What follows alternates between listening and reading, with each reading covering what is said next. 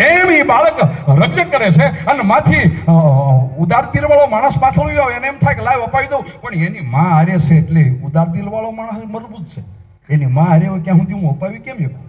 અને માં છે વિધવા છે એટલે એને અપાવી કેમ શકું? હું ન અપાવી શકું. પણ હાલતા હાલતા હાલતા હાલતા એ બેની નજર સામે એ માન દીકરો આંગળીથી દીકરો હઠ કરી અને નોખો પડી ગયો. હઠ કેટલી જાતની, રાજ હઠ, ઘોડા હઠ.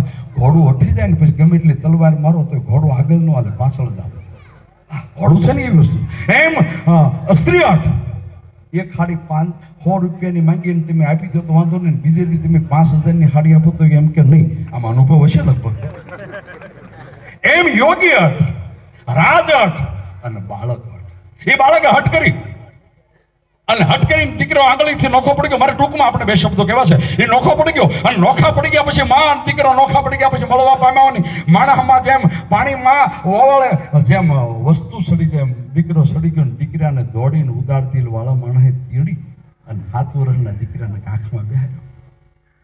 કાખમાં બેહારીને કીધું, બેટા હા ભાઈ તારે કયું રમકડું જોવે છે? એટલે બીજી કાખમાં બેઠો દીકરો એટલે ઘડીક માણસ મોઢા હમું જોવે, ઘડીક નીચું જોઈ જાય, ઘડીક મોઢા હમું જોવે, ઘડીક નીચું જોઈ જાય. અને એ બાળકને 3 વખત કીધું, બેટા બોલ ને, તારે કેવું રમકડું જોવે, તારે કેટલા પૈસા જોવે, તારે શું જોવે છે? પણ બહુ જાતિવારી માણસે કીધું ને, ઉદાર દિલ વાળા માણસે તેડીને કાંખમાં તેડીને એટલે બીજી કાંખમાં